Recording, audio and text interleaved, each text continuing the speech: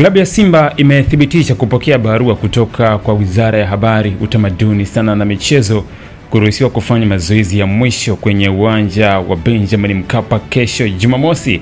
Barua hii wameiposti kwenye ukurasa rasmi wa Instagram wa klabu ya Simba na ninaisoma hapa kama ilivyo. Taarifa ya mazoezi rasmi ya timu tarehe 14 Juni mwaka 2025. Tafadhali husika na somo tajwa juu. Wizara imepokea barua yako ya tarehe 9 Juni mwaka 2025 kuhusu taarifa ya mazoezi rasmi ya timu ya Simba tarehe 14 Juni mwaka huu. Kwa muktadha huo, tunawafahamisha kwamba uwanja huo upo tayari kwa mchezo huo na wizara haina kipingamizi na timu kufanya mazoezi ya mwisho kabla ya mechi kwa mujibu wa kanuni.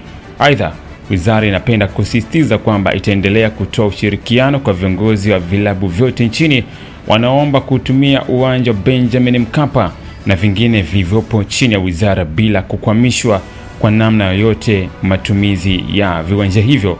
Aidha, mnakumbusha kukamilisha taratibu zote za maandalizi ya mechi ikiwemo kushiriki pre-pitch ambayo kuratibiwa na wasimamizi wa ligi kuu kwa mujibu wa taratibu za ligi.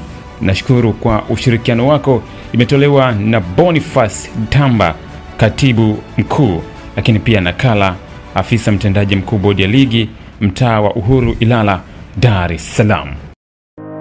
Ili kuwa mwanafamilia bora wa Global TV, usisahau kusubscribe, like, kushare na kucomment.